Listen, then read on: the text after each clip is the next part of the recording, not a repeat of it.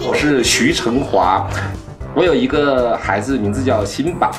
我们一家人骑着3轮摩托，途经了12个国家，到达了北极。然后在他5岁的时候，他又说他特别想看企鹅，花了146天的时间，到达了冰封的南极的大陆。我们的故事惹火了很多的人，去转发说这个爸爸不是拉仇恨吗？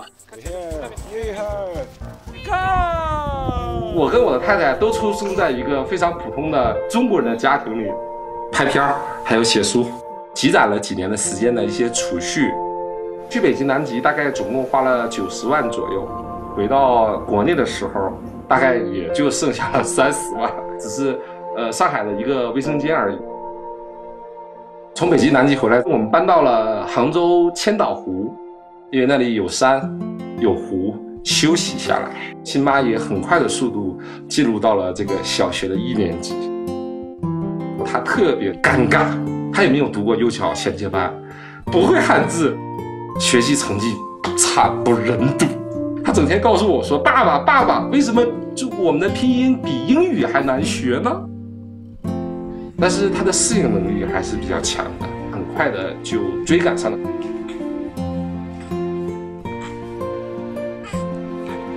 在大概疫情开始的第15天的时候，我们一家人开着车从杭州出发，一路开到了大理，租了房子，安排好了孩子的一切。3年疫情的时间，我们家小孩第一没上过网课，第二没隔离过，他每天都开开心心的读着自己的小学。但是很遗憾的是，我看到很多的孩子在小学的阶段，对学习的这种驱动力就已经被消耗光了。就是辛巴日常学习当中很重要的一部分，就是看纪录片。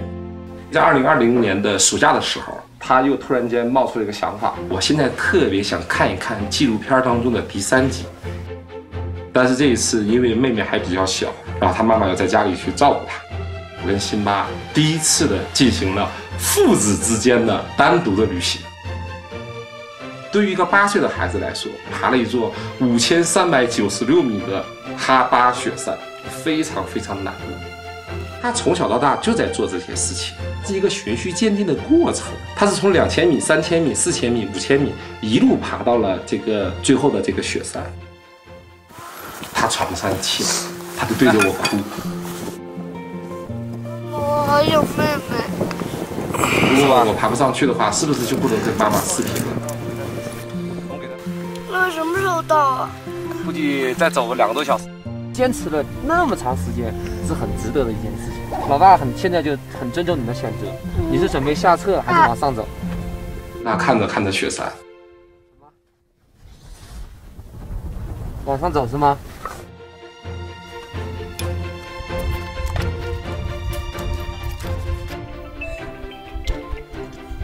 妈妈，我到了。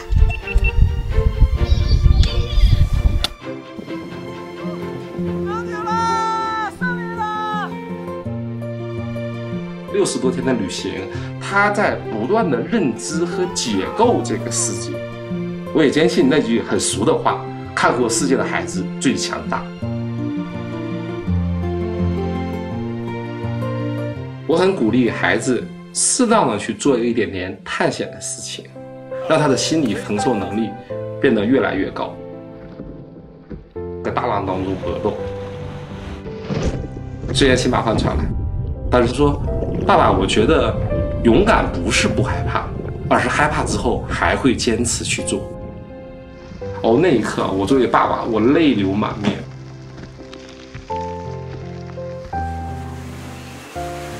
第一个就是好奇心更强了，他总是想去研究一个知识。那第2个变化就是我发现他更多愿意读书了。在学习这件事情上，我一直都跟很多父母去讲，我说不用去过多的去焦虑。对吧？只要让孩子保持对学习的热情，让他这点内驱力去驱动自己去学习。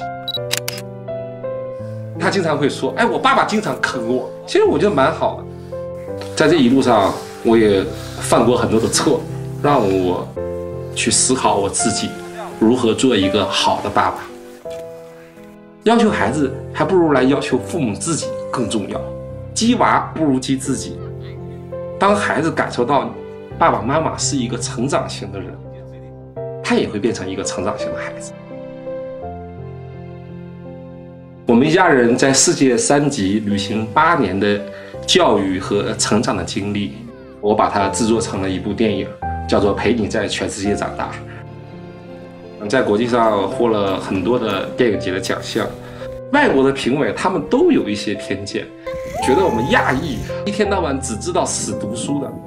当他们看到辛巴这种去走向全世界的这种追寻自由的生活的时候，他们会有一些感触。男人就应该乘风破浪。我不能说它是可复制的，我希望更多的家庭从这个真实的故事当中找寻到更多的生活以及教育的可能性。如果你的心里有爱和陪伴的话，你家的旁边都是诗和远方。策马奔腾，共享人世繁华，醉酒当歌，唱出心中喜悦，轰轰烈烈，把握青春年华。